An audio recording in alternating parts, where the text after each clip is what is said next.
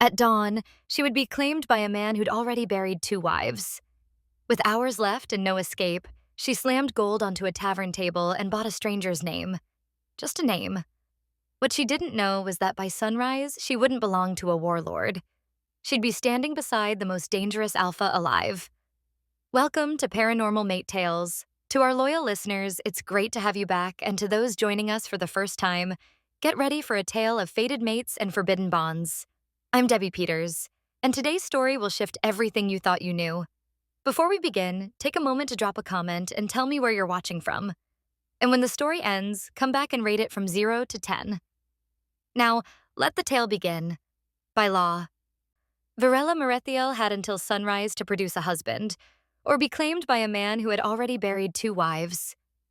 She stood in the shadow of her father's study, listening to him itemize her future like livestock at auction.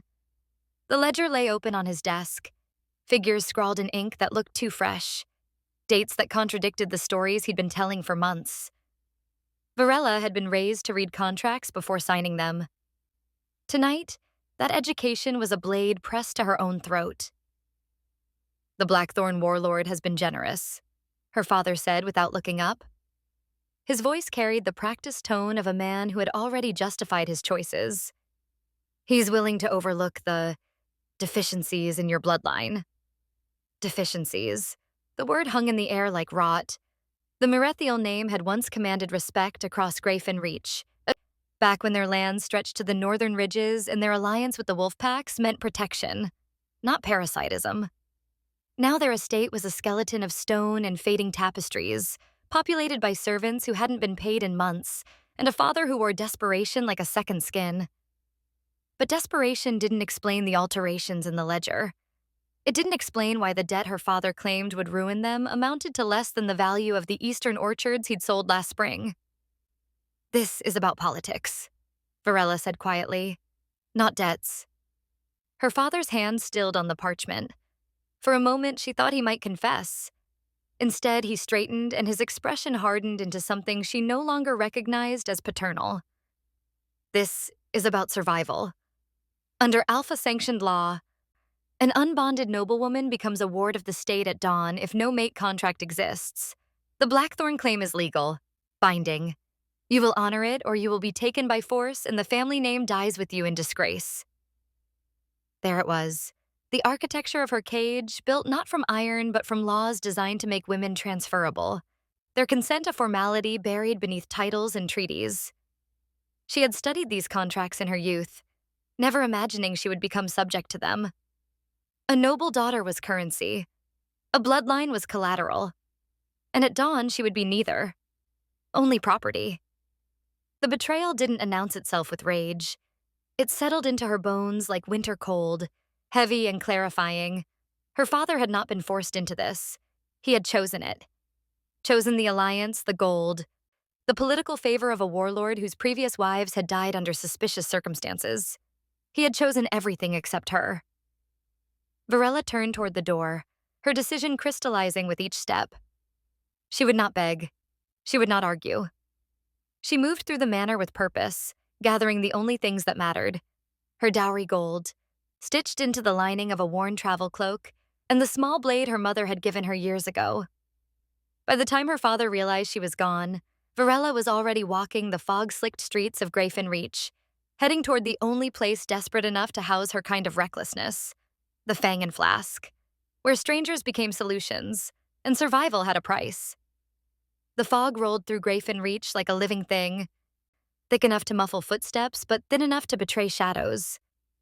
Varela kept to the narrow alleys between stone buildings, her cloak pulled tight against the autumn chill.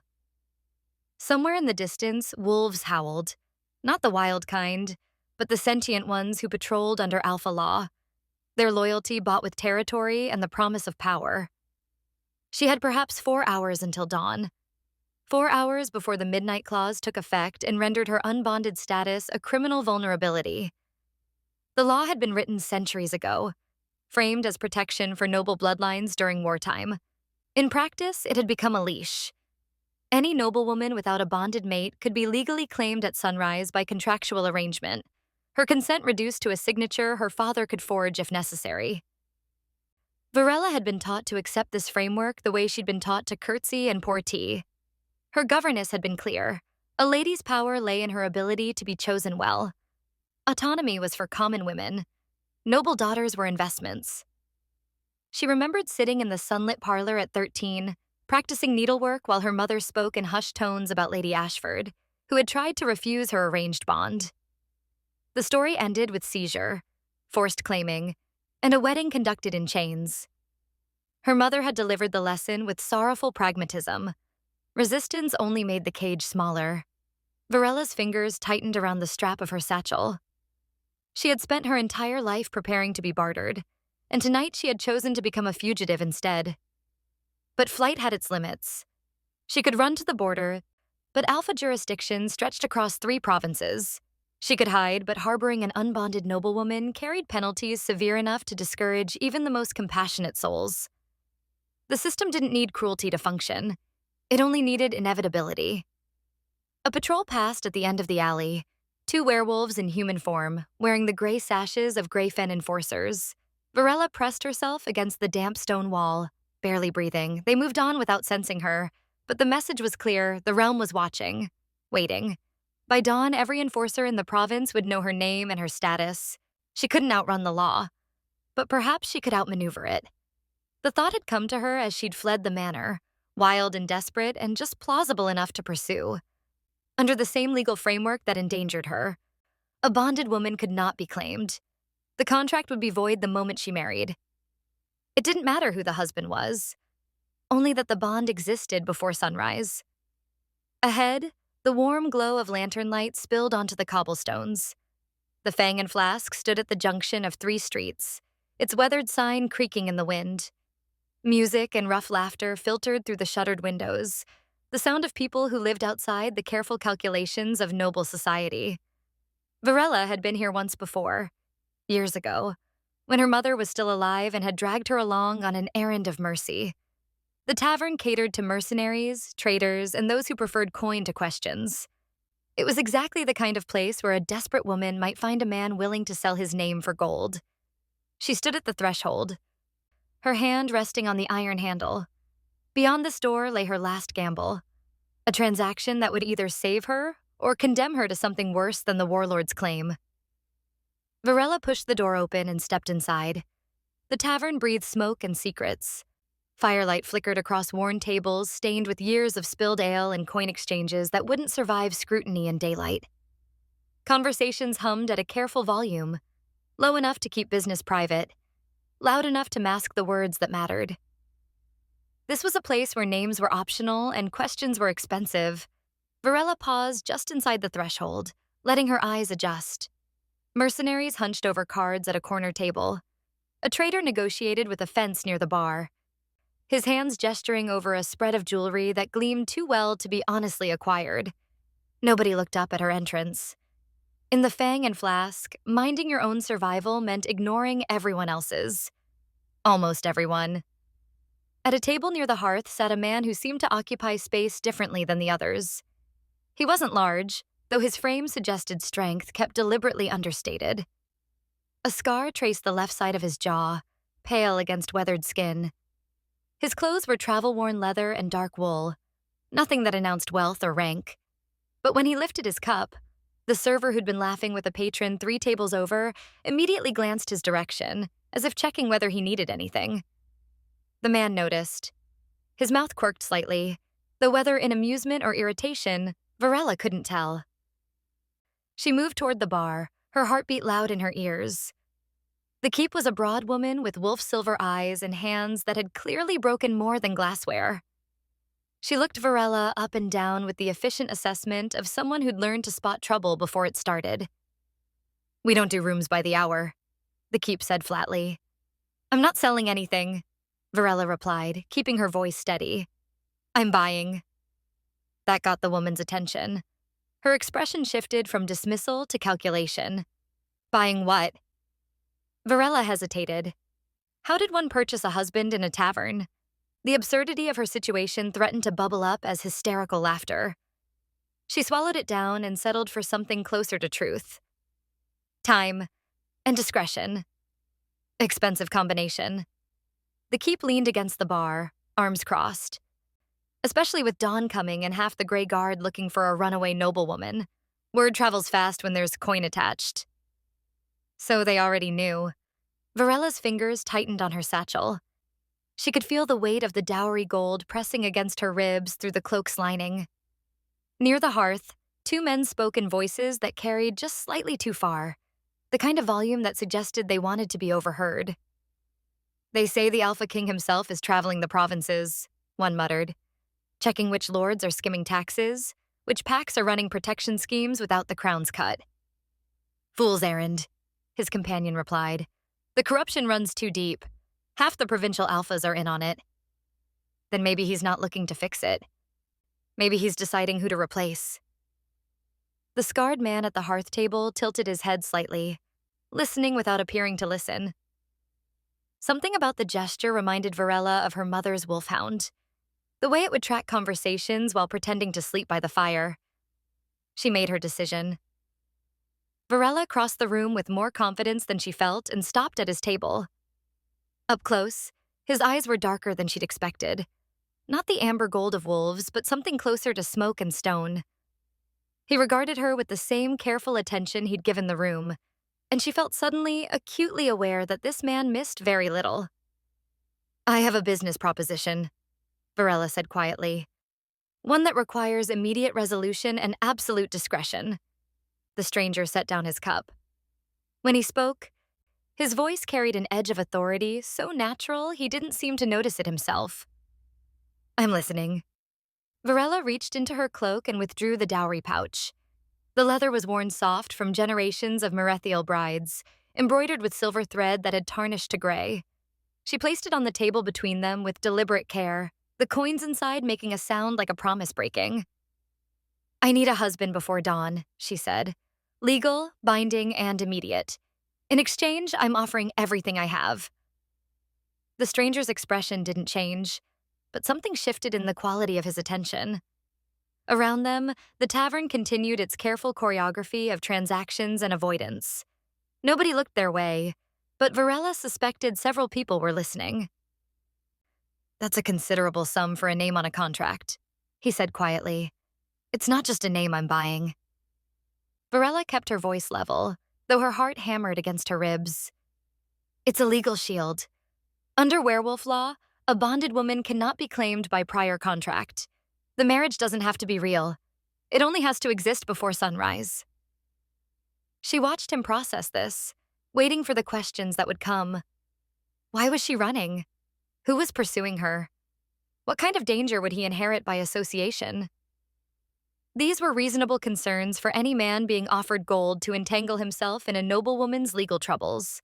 Instead, he asked, what happens after sunrise? The question surprised her. Most men would have focused on the transaction itself, the gold, the terms, the exit strategy. He was asking about her future, not his profit. After sunrise, the contract pursuing me becomes void, Varela said. You would be free to go. I wouldn't hold you to anything beyond the legal minimum. Separate paths, separate lives. I'm not asking for protection or loyalty, just a loophole. A loophole purchased with your entire inheritance. My entire freedom, she corrected. The gold is just what I'm using to buy it back. Something flickered in his eyes. Recognition, perhaps, or respect. He leaned back in his chair, studying her with an intensity that made her feel both exposed and strangely seen. Not as a noble daughter, or a runaway, or a desperate woman with a wild bargain, but as someone who had looked at an impossible situation and chosen action over surrender. When he finally spoke, his voice carried a weight that went beyond simple agreement. I accept. No negotiation, no conditions. The finality of it struck her like a bell, resonating through the smoke-filled air between them.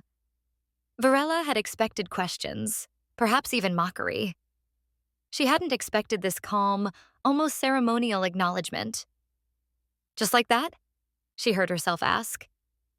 You're not the only one who understands the value of timing, he said. His gaze held hers, steady and unreadable. And you're not begging. That matters. The truth of it settled over her. She wasn't on her knees. She wasn't weeping or pleading or offering anything beyond fair exchange. In a world that had tried to reduce her to property, she had walked into a tavern and bought her own freedom with the only currency she had left. It was reckless. It was desperate. It was also the first real choice she'd made in her entire life. There's a bonding officiant 3 streets east, the stranger said, rising from his chair. He owes me a favor and doesn't ask questions. We can have the rite completed within the hour. Varela stood, her legs steadier than she expected. She picked up the dowry pouch and he shook his head. After, he said, when it's legal. They walked toward the door together, and Varela realized with startling clarity that she didn't even know his name. She had just agreed to marry a scarred stranger in a tavern, and she couldn't uncross this threshold. Whatever happened next, whether salvation or new disaster, she had chosen it herself. For the first time since her father's ultimatum, that felt like power. The officiant's quarters occupied the upper room of a scriptorium, accessible through a narrow staircase that smelled of ink and old parchment. The man himself was elderly, his wolf-silver eyes clouded with age, but still sharp enough to assess the situation with a single glance. He looked at Varela's fine cloak, at the stranger's scarred hands, and at the hour, well past midnight with dawn creeping closer. Bonding or contract? He asked, his voice carrying the dry rasp of someone who'd overseen too many desperate unions to be surprised by another. Contract, the stranger said. Legal minimum, witnessed and sealed. The officiant nodded and gestured them toward a small table where marriage documents lay ready, as if he kept them prepared for exactly these circumstances. Names? Varela Merethiel. The stranger hesitated for only a heartbeat. Lucan Varon. Varela filed the name away, testing it silently. Lucan. It felt substantial, weighted with something she couldn't quite identify. The officiant didn't react, merely began filling in the parchment with practiced efficiency. The rite requires physical contact and spoken consent, he said without looking up. Brief, binding, no elaboration necessary. Lucan turned to face her fully, and Varela realized this was the moment, the threshold between her old life and whatever came next. She placed her hands in his, feeling the roughness of old scars against her palms. His grip was steady, neither possessive nor tentative, just present. The officiant began the traditional words, abbreviated to their essential core. Varela barely heard them. She was too focused on the way Lucan watched her, not with hunger or dominance, but with something closer to recognition, as if he saw in her the same defiance he carried in himself. When her turn came to speak, her voice emerged stronger than she expected. I consent to this bond, freely given and legally claimed. I consent to this bond, Lucan repeated, and acknowledge Varela Merethiel as mate under the law of the Eastern clans. Something flickered in his expression as he spoke, a tension she couldn't name. His hands tightened almost imperceptibly around hers, and for a moment she thought she felt heat radiating from his skin. Then it passed, controlled so quickly she wondered if she'd imagined it. What she didn't imagine was his restraint. She'd heard stories of werewolf bondings, how alpha males would mark their mates with claiming bites that announced ownership to the entire realm. Lucan did none of that. He simply held her hands, spoke his vows, and let the law do the rest. The officiant pressed their joined hands to the contract, making the bond official. Witnessed and sealed. You're legally bonded until death or formal dissolution. Varela exhaled slowly. It was done.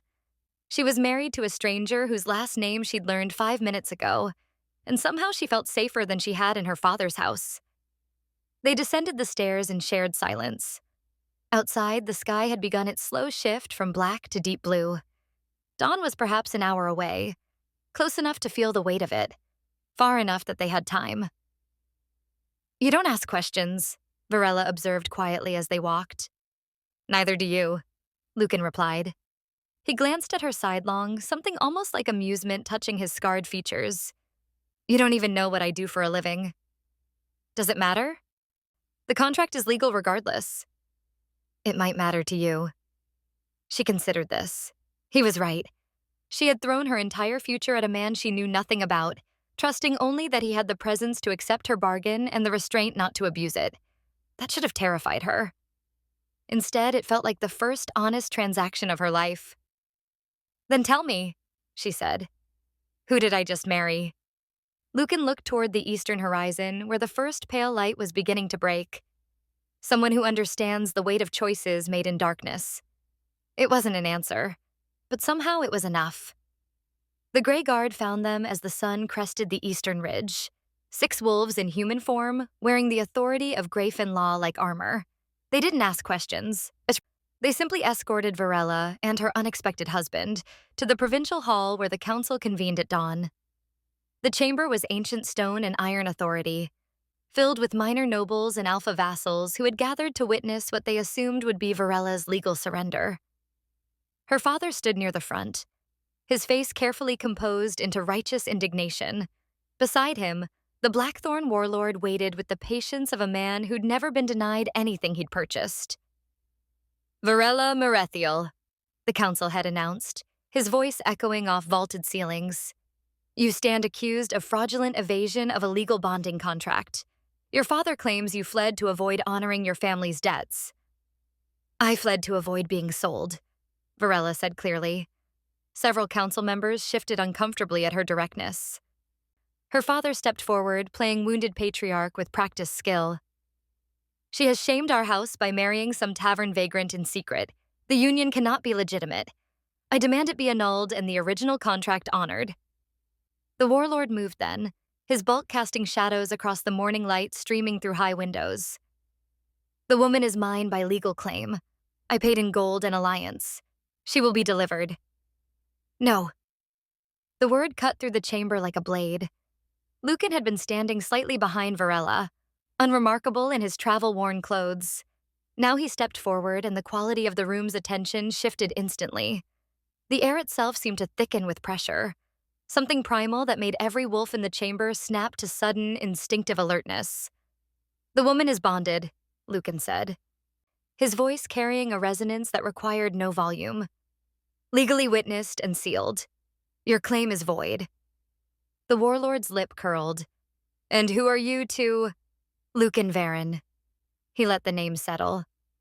"Alpha King of the Eastern clans." The silence that followed was absolute. Then, like a wave breaking, recognition rippled through the chamber. Knees struck stone as council members dropped in deference. Her father's face went ash pale. The warlord stepped back, his challenge dying unspoken. Lucan raised one hand, and the marriage contract Varela's father had forged ignited with smokeless flame, burning to nothing in seconds. "This claim is dissolved by royal authority. Any attempt to pursue it will be considered treason against the crown." Varela stood frozen, watching her cage burn away to ash. The man she'd married in desperation was the most powerful alpha alive, and he'd just rewritten her fate with a single word. "The woman," Lucan continued, turning to face the court, "is Varela Varon, my bonded mate, under my protection and my law." The council chamber erupted into chaos, but Varela heard none of it. She could only stare at the stranger, the king, who had bought her freedom with gold and sealed it with a crown. The chamber Lucan commandeered for privacy was smaller than the council hall, but no less suffocating. Varela stood with her back to him, watching dust motes drift through morning light, trying to organize the fury building in her chest. "You lied to me," she said finally. "I didn't lie. I withheld." His voice came from near the window, calm and infuriatingly reasonable. "There's a difference." She turned to face him. "A difference that served your purposes, not mine. I thought I was making a choice. Instead, I walked into a king's political theater." "You did make a choice." Lucan's expression remained steady, though something flickered behind his eyes. "The fact that I have a crown doesn't change what you offered or what I accepted. Your bargain was real." "Was it?" Varela's hands clenched at her sides. "Or did you see an opportunity? A desperate noblewoman who could be useful in whatever investigation brings an alpha king to taverns in disguise?" "I could have revealed myself at any point," he said quietly. "I could have commanded your father to break the contract, dissolved the warlord's claim with a word. I didn't. I honored your terms because you deserve to make your own choice, not be saved by royal decree. The truth of it knocked against her anger, complicating what should have been simple rage. He'd let her buy her freedom. He'd restrained his power during their vows. He'd only revealed himself when she was threatened publicly. Then why come to Greyfin at all? She demanded. Lucan moved away from the window, his expression hardening. Because provincial alphas have been falsifying debt records, forcing noble families into financial desperation, then arranging marriages to their allies. They profit while claiming to preserve bloodlines. Your father's ledgers weren't the first I've seen with altered dates. Varella's breath caught. You knew my father was lying. I suspected. But I needed proof, and I needed to see how deep the corruption ran. He paused. I didn't expect to find you in that tavern, or to recognize in you something worth protecting beyond politics. She studied him, this man who wore authority like breathing, but had knelt in a scriptorium to speak wedding vows without witnesses or ceremony. A king who could have commanded her salvation, but had chosen to purchase it instead. I have merely traded one cage for another, Varela said slowly. You may be kinder than the warlord, but I'm still defined by a man's power, not my own. Then define yourself. Lucan's voice carried no command, only challenge. You have a voice. I'm listening. The words hung between them, invitation and test. Varela realized with sudden clarity that this was the moment that mattered. Not the vows, not the revelation, but this. Whether he would hear her as an equal or simply as protected property. Then hear this, she said. If I'm to be your queen, I won't stand silent while other women face what I barely escaped. The council reconvened within the hour, but this time Varela did not stand as the accused. She stood as witness. I was told my family's debts were insurmountable, she began, her voice carrying through the chamber with hard-won steadiness. I was told that marriage to the Blackthorn warlord was the only path to honor. I believed these things because I had been raised to trust that my father's word was law. She paused, letting her gaze sweep across the assembled nobles and alpha vassals. Some looked uncomfortable, others looked away entirely. But the ledgers were falsified, debts exaggerated, dates altered to manufacture crisis where none existed. Varela pulled folded parchment from her cloak, copies she'd taken from her father's study during her flight. The system that claims to protect bloodlines has become a marketplace where daughters are currency and consent is optional. Murmurs rippled through the chamber. Her father started to protest, but Lucan's presence at the chamber's edge, silent, watchful, made him think better of it. I am not the only one. Varela's hands tightened on the documents. How many women in this province have been told they have no choice?